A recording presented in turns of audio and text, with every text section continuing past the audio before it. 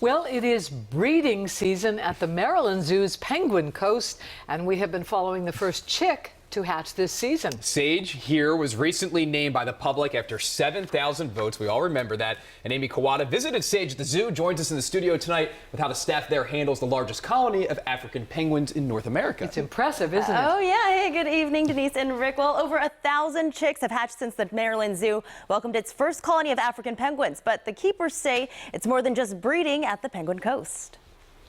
Meet Sage, an African penguin chick. Sage was the first chick to hatch during this year's 2019-2020 breeding season. Every year, the staff chooses different themes to name the first hatch of the season, from trees to space, even scientists.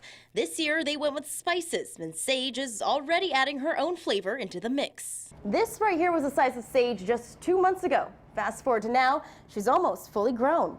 Just 2 weeks ago, with some help from the keepers, Sage tested the waters and learned to get her flippers wet. They don't naturally, want to go in the water. It's something that in the wild they're kind of driven to do.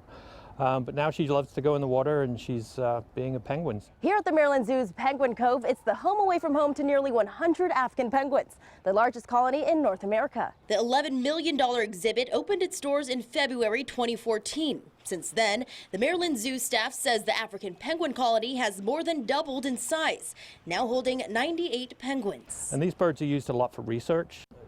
There's a lot of studies that they want to do as far as medication studies for penguins that might be used in South Africa and Namibia. The endangered species found only in Namibia, South Africa, seems to enjoy the weather here in Baltimore. So a lot of the penguins are temperate, so they live in places that are very similar to Baltimore as far as clients concerned. As for Sage, she'll continue diving into the waters at the Penguin Coast.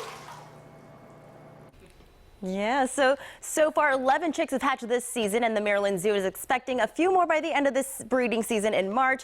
And if you're wondering if you can check out Sage for yourself, the staff says you can expect to see her at the Penguin Cove by this spring.